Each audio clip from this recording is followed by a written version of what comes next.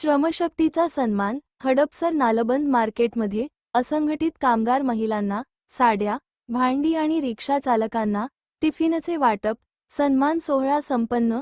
राष्ट्रवादी काँग्रेस पक्षाच्या राष्ट्रीय अध्यक्ष माननीय शरदचंद्रजी पवार यांच्या वाढदिवसानिमित्त पुणे, दिनांक 12 डिसेंबर 2025 रोजी हडपसर येथील नालबंद मार्केटमध्ये एका अत्यंत प्रेरणादायी कार्यक्रमाचे आयोजन करण्यात आले होते.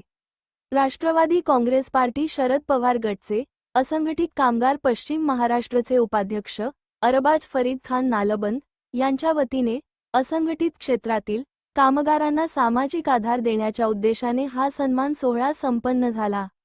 या कार्यक्रमात मोठ्या संख्येने उपस्थित असलेल्या असंघटित महिला कामगारांना साड्या आणि घरगुती भांडी वाटप करण्यात आली, तर शहरभर अविरत सेवा देणाऱ्या रिक्षाचालक बांधवांना जेवणाचे टिफिन, डबे वाटप करण्यात आले.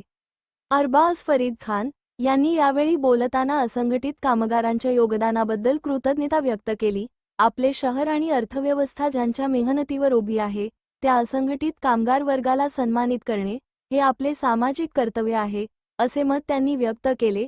साडी आणि भांडी वाटप हे महिलांच्या घरकामातील कष्टाचा आणि रिक्षाचालकांना टिफिन देणे हे त्यांच्या रस्त्यावरच्या धावपळीचा आधार व्हावा, हा यामागचा प्रमुख उद्देश असल्याचे त्यांनी सांगितले.